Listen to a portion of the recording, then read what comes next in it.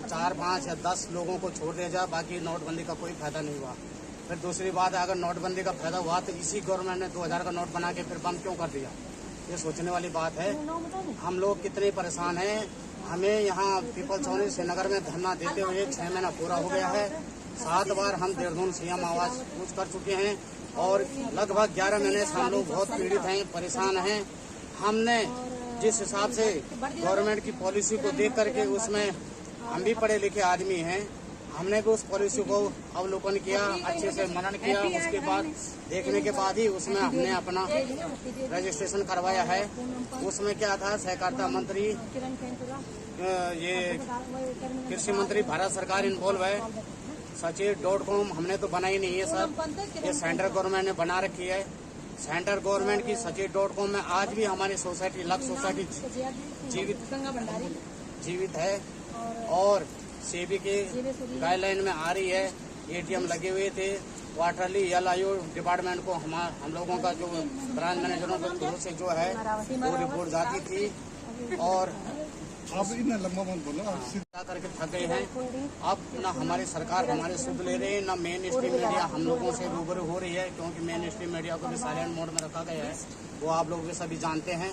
अब सर हमारे पास वैकल्पिक व्यवस्था यही था, क्योंकि शमशान घाट में वही आदमी आता है जिसका जो है कि लास्ट जो है आपको पता है कि इस संसार से जो विदा लेता है, बाकी उससे जीवित अवस्था में तो कोई नहीं आता है। अब हमने भी सर में कफन बांध लिया है कि जब तक हमारा भुगतान नहीं होता है तब तक हम कार्मिक अनशन जारी रखेंगे। वो हर घाटों में जो अलग अलग जगहों में चलता रहेगा, अनवरत चलता रहेगा, जब तक हम लोगों का पैसा नहीं मिलता है। हम आपके चैनल से सीएम धामी को ये बोलना चाहते हैं, रिक्वेस्ट करना चाहते हैं कि सर आप हमारे प्रदेश के मुखिया हैं, हम आपके पास अपनी शिकायत न लाएं तो फिर आप हमें बता दीजिए कि हम किस फोरम में अपनी शिकायत दर्ज कराएं। धन्यवाद सर। दिन आपको भी इसी घाट पे आना है और इसी मिट्टी में मिल जाना है, इसी नदी में बह जाना है। हमारी अर्थियों ने तो फिर घमंड किस बात का? वोट जनता का, टैक्स जनता का, सपोर्ट जनता का। तो शासन प्रशासन को घमंड नहीं होना चाहिए। और तीसरा मुद्दा यह है कि शासन प्रशासन महिलाओं को जरूरत से ज्यादा प्रताड़ित ना करें। अभी समाज में जो कुछ भी इंसानियत बची हुई है वो सिर्फ और सिर्फ महिलाओं के ममता की वजह से बची हुई है। यदि महिलाओं के अंदर भी ममता खत्म हो जाएगी तो वो दिन दूर नहीं होगा जब बांग्लादेश, पाकिस्तान, नेपाल जैसे हरकतें यहाँ भी होने लगेंगी। जब जरूरत से ज्यादा किसी को सताया जाएगा तो लोग मजबूर हो जाएंगे अपने अधिकारों के लिए, इस प्रकार से सड़कों पर दर बदर भटकने के लिए एंड अपने द्वारा चुने हुए नेताओं को सबक सिखाने के लिए। और मुझे लगता है कि हमारे उत्तराखंड के नेताओं की जो है दिन पूरे हो चुके हैं। ये जो है अपने उन जनता के बीच आने से भी कतरा रहे हैं जिस जनता ने तुम्हें पदकद में बिठाया हुआ है। अभी वर्तमान समय में उत्तराखंड के 70 सिटिंग विधायकों को एंड 8 सिटिंग हमारे सांसद महोदय को शर्म आनी चाहिए। आपको हमने जनता के जन मुद्दों को सुलझाने के लिए अपने एक एक वोट से वहां पे जिताकर भेजा है और आज जनता आपसे अपने खून पसीने के पैसे मांग रही है। आपसे आपका कुछ नहीं मांग रही जनता, सिर्फ और सिर्फ अपने खून पसीने का पैसा मांग रही है। और उस पैसे को देने के लिए भी आप आनाकानी कर रहे हो, तो मुझे लगता है कि इससे ज्यादा दुर्भाग्यपूर्ण, इससे ज्यादा शर्मसार और कुछ हो नहीं सकता है। और इसी संदर्भ में मैं अपने समस्त उत्तराखंड वासियों से भी कह देना चाहती हूँ, मेरे भाई बहनों, यदि आप चाहते हैं कि आपके आने वाली पीढ़ी इस प्रकार की दर-दर की ठोकरें न खाएं, इस परेशानी से ना गुजरे, तो आप सभी देवतुल्य जनता को हमारे LUC से पीड़ित माँ बहन बेटियों का साथ देना होगा। हम श्रीनगर अलकेश्वर घाट पे बैठे हुए हैं। हम आपसे निवेदन करते हैं कि आप आइए, यहाँ पे हमारी माँ बहन बेटियों को समर्थन दें, हमारे सरकार पे दबाव बनाएं, उनसे कहें। ये बहुत ही ज्यादा शर्मनाक बात है कि एक उस कौम के माँ बहन बेटियों को घाट पे लाके रख दिया जहाँ माँ बहन बेटियों को लक्ष्मी की तरह पूजा जाता है। हम बाकी तो जगह की हम बात नहीं करते, लेकिन हमारे उत्तराखंड में बहुत ही लाड़ प्यार से बेटियों को पाला जाता है। हर ऋतु में उन्हें मैथ बुलिया जान दो, कलियो दिए जान दो, दौड़ दिए जान दो, दहेज दिए जान दो, नृत्य पढ़े जान दो, पूजी पढ़े जान दो जाता है। लेकिन जिस सरकार की जिम्मेदारी हमने अपनी माँ बहन बेटियों का जीवन, भविष्य, सुरक्षा, अपनी संस्कृति, प्रकृति के सुरक्षा सौंपा हुआ है साथियों, वही सरकार हमें सता रही है। तो किरण जरा एक बाइट दे दी, इन बताओ कि जो सुपर ना तो आज तक है आखिर हमारी मदद क्यों नहीं करे सर, इस विषय में बोलना नहीं। इस विषय में तो मैं यही बोलना चाहूँगी कि सरकार को जरूर मातृशक्तियों का मतलब थोड़ा सा बिजी शेड्यूल उनका हो सकता है, लेकिन थोड़ा सा इतना तो मिनट के लिए तो आ सकते हो सामने, 1 मिनट के लिए आए। जब इतनी जगह जा रहे हैं जहाँ जहाँ ये आपदाएं आ रही हैं, तो हमारे साथ तो आपदा ही आ रखी है, ये भी थोड़ा सा आगे अगर वो सांत्वना देते कि हम आपके लिए कर रहे हैं, आपके सामने हमारे सामने से आने से क्यों डर रहे हैं, मातृशक्तियाँ क्या है, आतंकवादी तो हमें नहीं आ जाते सामने। इतनी सारी महिलाएं हैं, देहरादून हो गई, ऋषिकेश हो गई, और घर की परिस्थिति हम बहुत सारी महिलाएं ऐसी हैं कि उनकी कंडीशन खराब है, जिसकी वजह से वो आ भी नहीं सकते। फिर भी हमारी जो मातृशक्ति इतनी लड़ाई लड़ रही है निष्पक्ष होकर, जैसे सरस्वती दीदी हैं, तो उनका यहाँ पे 1 भी रुपया नहीं लगा है। हर किसी का टाइम कीमती है। अगर हमारे जो सीएम जी हैं या हमारे प्रधानमंत्री हैं, हर किसी का वो उनका ये टाइम नहीं है यहाँ पे कीमती, हर किसी का टाइम कीमती है। वो आके हमारी महिलाओं को यहाँ पे थोड़ा सा सांत्वना कर देते तो आज घाट पे आने की नौबत ही नहीं आने वाली थी। और घाट पे आने के लिए किसने प्रेरित किया? आज आप हमारी सरकार ने किया, हमारे जो प्रशासन है उन्होंने घाट पे छोड़ा। आज हो गई ना, आज वही बात हो गई, उन्होंने सिखा दिया कि आप घाट पे बैठो। घाट पे तो महिलाओं को आने के लिए वर्जित होता है, वैसे मतलब खराब होता है कि महिलाओं को नहीं जाना चाहिए। जब भी किसी की डेथ होती है तो वहाँ पे ज्यादातर हमारे आजकल जो हमारे गढ़वाल की रीति रिवाज है, आदमी ज्यादातर आते हैं और मतलब छुआ थोड़ा मानते हैं कि लगे भी ना ये ना हो। तो आज हम तो ऐसी जगह पे आ ही चुके हैं, अब तो कोई डर भी नहीं है। यहाँ आने से सच में मुझे तो डर लगता है, जैसे लोग बातें बना रहे हैं, और आज वहीं पे पहुँच के शायद ये डर भी खत्म हो जाएगा। और मरने के लिए तो काफी महिलाओं ने आत्महत्या करने के लिए बोला भी है कि अगर नहीं मिलता है आपकी वजह से थोड़ा कहीं महिलाओं का मनोबल बढ़ा है। अगर आप ही कि जब आप हमारे लिए इतना कुछ कर रहे हैं निष्पक्ष भाव से, तो हमारी सरकार को क्या हो गया? जिनको हमने वोट दिया है, वोट दिया है, उनको हमने चुना है, क्या वो मिनट के लिए आ सकते सामने? मैं ये नहीं बोलती उनके पास टाइम नहीं होगा, नहीं है टाइम उनके पास, हम मानते हैं, लेकिन 1 मिनट के लिए। उस दिन यहाँ श्रीनगर में इतना बड़ा हंगामा नहीं होता अगर हमारे धामी जी वहाँ पे गाड़ी में ही बैठ के वहीं से अपने माइक के थ्रू बोल सकते थे। हम वहाँ पे बैठे रहते सबके साथ, वो वहाँ पे आके अपने ऊपर जो भी उनके गार्ड थे उनके बीच में रह के गाड़ी से अगर बोल देते कि मैं आप लोगों की बात को सुन रहा हूँ, तो बात वहीं खत्म हो गई थी। हमें देहरादून भी इतनी बार चले गए, इतना बड़ा हंगामा हो गया, क्या एक बार उनके मन में इतनी सी दया भी नहीं है? बिल्कुल, उनके भी तो बेटी होगी, उनकी पत्नी होगी, बहन होगी, माँ होगी, क्या इतना ही मतलब उनके मन में कोई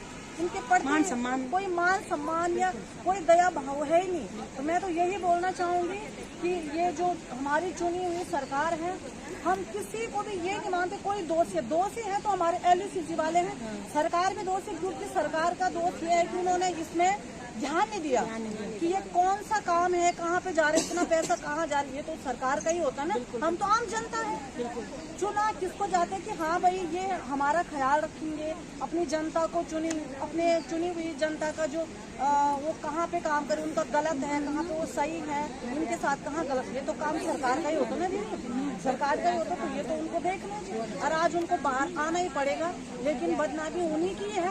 हम तो अपनी लड़ाई लड़ेंगे ही लड़ेंगे, बदनामी उन्हीं की होगी।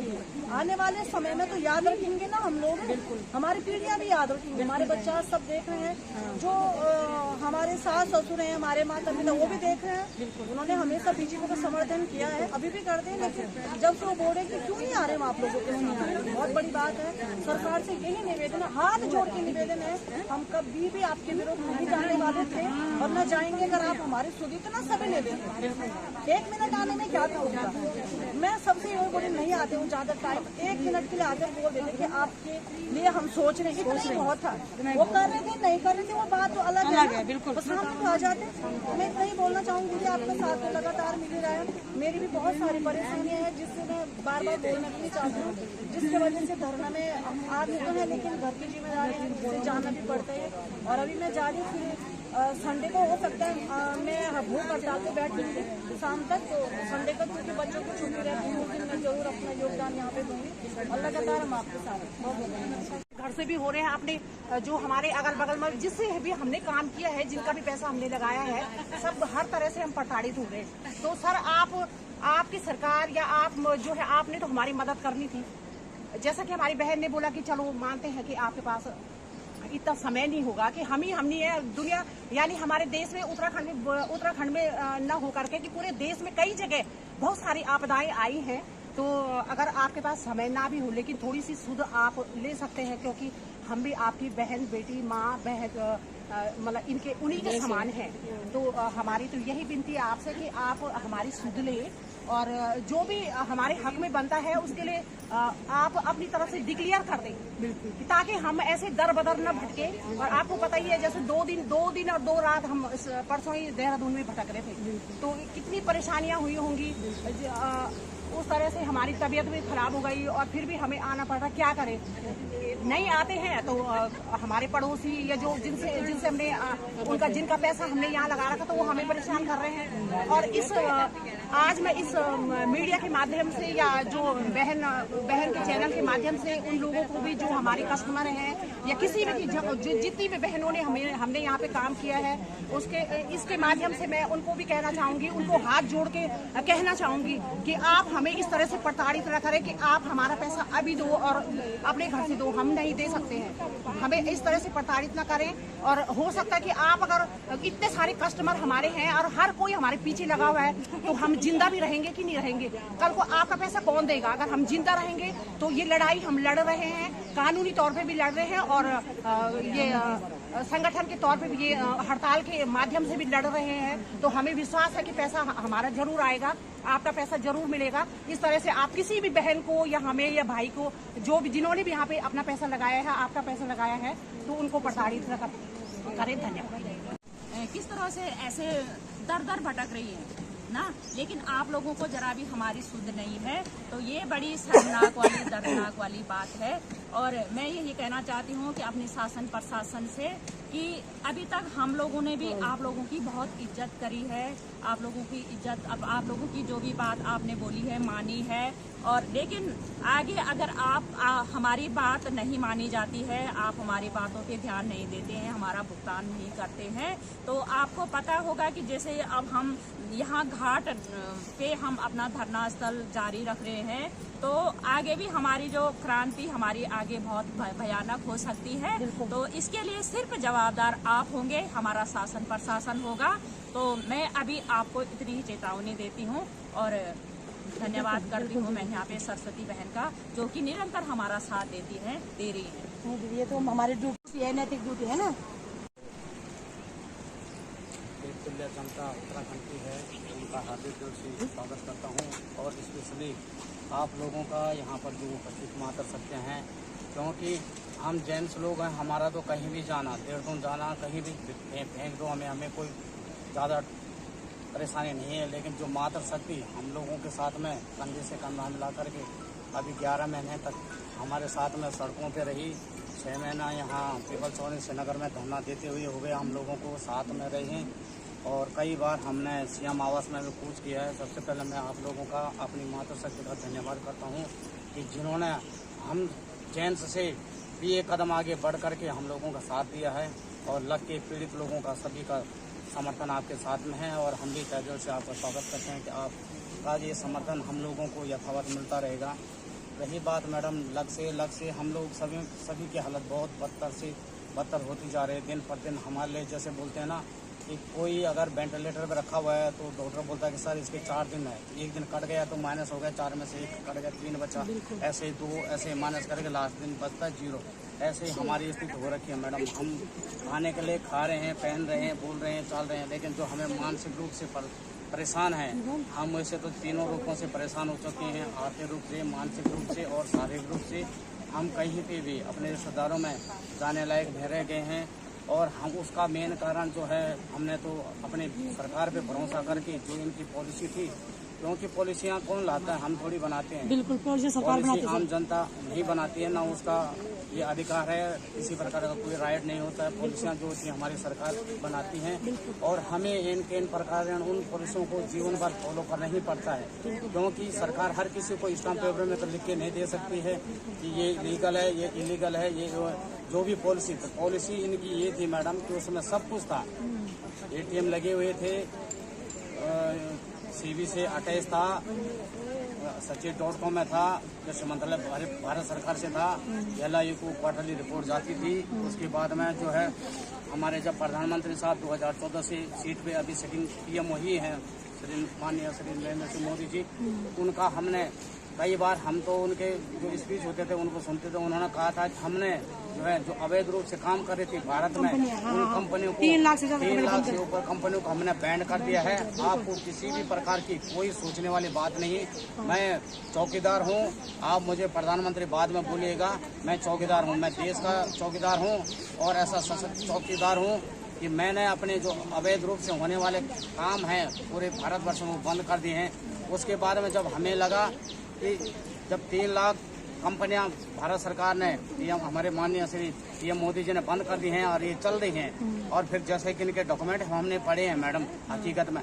फिर दूसरा ये WhatsApp 2019 आज का वो कानून नहीं है, इसी सरकार ने, इसी केंद्र सरकार ने WhatsApp 2019 जिसको बोलते हैं कि 2019 में कानून का रूप दे करके उस पे ये मतलब पैरा टाइप के बना रखे हैं कि working days of 180 days of working में आपका निस्तारण होगा कि फार फ्यूचर में कोई कंपनी हमारे साथ अटैच हैं और फार फ्यूचर में वित्तीय अनियमितताओं में पाई जाती हैं तो हम आपका पैसा जितना पैसा लगा है उसका 2.5 से। लेकिन हमें तो बड़ा अफसोस है कि अगर हमारा, क्योंकि उसकी कॉपी हमारे पास है वैसे WhatsApp 2019 की, तो सरकार उस कानून के इसी तहत हम लोगों को पैसा क्यों नहीं दे पा रही है। बिल्कुल भाई, ये सोचने वाली बात है और हमको जो है मिसगाइड किया जा रहा है। कभी बोला जा रहा है कि अभी हमारे, मैं मानता हूँ कि हमारे पहाड़ में थोड़ा भौगोलिक यहाँ की परिस्थिति अलग है, हम भी उन लोगों के साथ में सहयोग है। ऐसा नहीं कि हम अपनी डिमांड रख रहे हैं उनके सामने, CM साहब के सामने। उनको भी विभिन्न प्रकार की परेशानियाँ होती हैं, भौगोलिक स्थिति इस प्रदेश की अलग है बजाय प्लेस के हिसाब से। तो हम भी उन चीज़ों को मद्देनजर रखते हुए 1-2 कार्यक्रम हमने पोस्टपोन किए हैं। लेकिन उनका तो ये है कि मेरे को लग रहा है वो हैबिचुअल हो गए हैं कि इनको टरकाते जाओ, क्या है, आती हैं धरना देती हैं चली जाती हैं। परसों रात हमारे मातृशक्ति को उन्होंने देहरादून से इतनी परेशान आ गई सरकार की, उन्होंने रात में जो है देहरादून से जबरदस्ती गाड़ी में बैठा के उनको ऋषिकेश बस अड्डे पे अलकनंदा घाट के सामने छोड़ दिया। तो तभी से हमारे माइंड में वो सेटअप बैठ गया कि जब आपने हमें इस प्रकार से मतलब दरकिनार कर दिया है, एक तरफ से हमारा सामाजिक बहिष्कार कर दिया आप लोगों ने कि आप यहाँ के नागरिक नहीं हो, इसके कहने का मतलब इनडायरेक्टली तो यही है कि आप यहाँ के सिटीजन नहीं हो, हम आपकी कोई सुनवाई नहीं करेंगे। तो लिहाजा मैडम हम लोगों ने यहाँ पर जो है कि हम जब शुरुआत उन लोगों से हुई है तो इसलिए हमने घाटों पर अपना कर्मिक अनशन चालू रखा है। देहरादून में भी चल रहा है, यहाँ भी चल रहा है, ऋषिकेश में भी चल रहा है, यहाँ तक कि कोटद्वार में भी चल रहा है, सब जगह चल रहा है। और ये तब तक चलता रहेगा जब तक हमारा पैसा नहीं मिलता है। और हमें तो बड़े दुख के साथ ये बोलना पड़ रहा है कि यहाँ उत्तराखंड की परिवेश की अगर मैं बात करूँ तो यहाँ पर ये जो स्थान है ये अंतिम स्थान होता है। तो यहाँ पर महिलाओं का आना, लेडीज का आना वर्जित होता है। लेकिन हमारे मातृशक्ति की महानता है कि वो आज, हम तो कह रहे थे कि हम अकेला आ जाएंगे, लेकिन उन्होंने हमारा साथ दिया। आज कर्मिक अनशन में आज फर्स्ट जो दिवस है वो मेरे से स्टार्ट हुआ है। मैंने खुद आज बोला है कि मैं स्टार्ट करता हूँ। तो हमने उनसे रिक्वेस्ट भी की आपका आना वहाँ पर सही नहीं है, क्योंकि मान्यताओं के अनुसार यहाँ पर जो है उत्तराखंड का परिवेश ऐसा है कि वहाँ पर उनको आना थोड़ा सा सही नहीं माना जाता है। लेकिन उनकी महानता देखिए कि उन्होंने कहा कि हम इस लक में सोसाइटी में सरकार के द्वारा किनारे कर दिए गए तो सभी लोग हैं, इसलिए हम सभी सामूहिक रूप से आपके साथ में हैं और ये कर्मिक अनशन जारी रहेगा। आज किसी का नंबर है, कल किसी का आएगा, लेकिन हमने जब तक हमारा पैसा भुगतान नहीं होता है और सम्मान नहीं मिलता है हम तब तक अपना ये कर्मिक अनशन यथावत चलाते रहेंगे। जय उत्तराखंड। बहुत भ्रष्टाचारी नेताओं को और पार्टी साथ में दिया बिल्कुल उधर सामान्य बात तुम लोग है ना। जब भी होना चाहिए ना सीधा उनको विरोध कर काला झंडा दिखाऊं होता है ना। भाई जी जब हम पेपर जोड़ जाना ना जब तक हम तक खुद आया नहीं सकती थी ना तब तक हम लेखन क्या सही बात। जब हम तो आलो ना तो लोग मतलब पेपर कठिन जो मेरे हिसाब से है कि तैयारी कमजोर होती है भाई, है ना। पेपर कभी नहीं होता कठिन, नहीं तो हालांकि मिल जाता पढ़ने से, लेकिन भाई जब हमारे स्कूल में जब जैसे मेरा गणित पेपर हो ना, मैं तो आधा घंटे में नहीं होता गणित पेपर करना पता है ना। और 50 में से 50 नंबर, 100 में से 100 नंबर होना चाहिए। और लोग को कठिन से कठिन हुए तो होना ना जो तैयार करके नहीं जाओ, है ना। और अगर हम तैयार कर गलो तो कठिन क्या बात है भाई, है ना। तो ये चीज आज जो हम जना ना सरकार तो 100% गलती है, वो अहंकार है, लेकिन हमारी भी अज्ञानता है, हमारी भी अज्ञानता इन नहीं बनोमी कि तुम अप्रोच के लेकर अज्ञानता इन कि हम जरा भी कोशिश नहीं करी कि सरकार कितनी बेवकूफ होती है। ये बेटो हम दम मरा दिया अब और बेटे मांगता शांति देने आले कि क्या हुआ सब ठीक हो जाएगा। आज मैं तो सुबह भेजी जितेंद्र कुमार फोन है ना कि दीदी जब दिन वो बैठा शाम वो दिन भेजी वो ऐसे हम लिया दिए ना कि तुम्हारा नौकरी भी दियो लो, तुम्हारा वो संपत्ति भी दिलो लो और तुम घर चल जा, हम करेंगे। पैसे के भेजी हूँ बोल के मैं कुछ नहीं जानती हूँ, मैं मेरे हाथ में कुछ है ही नहीं। अब बोलो जब डीएम के हाथ में नहीं है, सीएम के हाथ में नहीं है, पीएम के हाथ में नहीं, तो किसके हाथ में है? नहीं ये सोचने वाली बात है, लेकिन जनता के हाथ में कैसा होगा? नहीं 300 देखो हम बोल रहे हैं कि हम नेपाल जैसे हालत कर देंगे, मैं कह रही हूँ कर भी देंगे तो क्या है तुम्हारे ब्लूप्रिंट क्या है, तुम्हारे आगे की रणनीति क्या है? फिर तो और ज्यादा ये बढ़ता हम तब तो केल चली वोणो केल फुकी वोणो केल मेरी वोणो केल पिटी वोण, है ना। तो इससे अच्छा जनता को एक ऐसी रणनीति बनानी चाहिए कि भाई हमें तो ये लीडर चुनो कि जो एक्चुअल में हमारी बात मानेगा, अगर नहीं मानेगा तो हम उस लीडर की टांग खींचेंगे। हाँ भाई जी उदाहरण मैं तुम्हारा लीडर बनी छो, है ना। अगर मैं तुम्हारा कहना नहीं मानती हूँ ना उसी समय मेरा विरोध करना शुरू कर दो, ताकि मैं चेतावनी वाली ना कि अगर मैं काम नहीं कर लो तो मेरा खुद खाने जाला। अरे हम लोग ना पता तो हम दे कि धन सिंह रावत थे भ्रष्टाचारी से, फिर वो तो फूलमाला पर जाना, जब भ्रष्टाचारी फूलमाला पर तो वो तो क्या पड़ी तुम्हारा काम करना है जब हमें तो पता। लेकिन भाई जब जनता सही लीडर चुन के भेजेगी, जनता जब गलत होने पर वही पहना रहे हैं जिनकी वो जेबें गर्म करते हैं, फिर भी उनके साथ भी मिले हुए। अब मैं कह रही हूँ मनोज भाई जैसे लोगों के भी मुर्दाबाद के नारे लगने चाहिए, है ना। और पूर्ण वाला के बोल रहे बल्कि ऐसा होता है काम ना, तो क्यों नहीं क्या करे हमारा काम है, तुमने तो दिया सबसे पहला लेटर। जब तुम्हारी इतनी पहचान है तो सीएम धामी को मिल सकते हो, पर्सनली मिल सकते हो, तो रखो ना। हमारी बात क्यों नहीं रख रहे हो वहाँ पे? जनता तो कितनी परेशान है, और वो तो हमारे क्षेत्र से आते हैं, बिल्कुल हमारे श्रीनगर से आते हैं, तो वो क्यों नहीं रख रहे हैं बात हमारी? हम इतने परेशान है, 2 दिन 2 रात हमने कैसे करके काटी है हम ही जानते हैं। बच्चे हमने घर में छोड़े हुए, किसके भरोसे छोड़े हुए? घर में आके लोग धमका रहे हैं घर वालों को कि कहाँ छुपा के रखा है तुमने, कहाँ छुपा के रखा है, बाहर निकालो उनको क्या पता कि हम वहाँ देहरादून में पड़े हुए हैं। तो ऐसे ऐसे कॉल हमें ऐसे ऐसे धमकियाँ आ रही है, हम तो हमको ओपन खुला चैलेंज करने लगे कि हम तुम्हें नहीं छोड़ेंगे अगर तुम हमारा पैसा नहीं देते हो तो। अब इस सिचुएशन में हम क्या करें?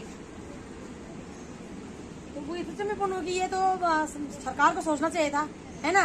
लेकिन सरकार तो निकम्मी हुई है। तो बहन देखो इसका हमारा एक ही मकसद है कि हम सभी लोग उनसे दिव्य पीड़ित ना, तो अब जब भी हम अब नई तारीख दीदी बनी कोई दीदी बनी होगा अब दीदी का वो आएगा निर्णय इसमें, वो जो दीदी 10 तारीख का है ना वो सरकार की तरफ से जा रखा है। 10 नवंबर नहीं 10 नवंबर को नवंबर है। लेकिन मैं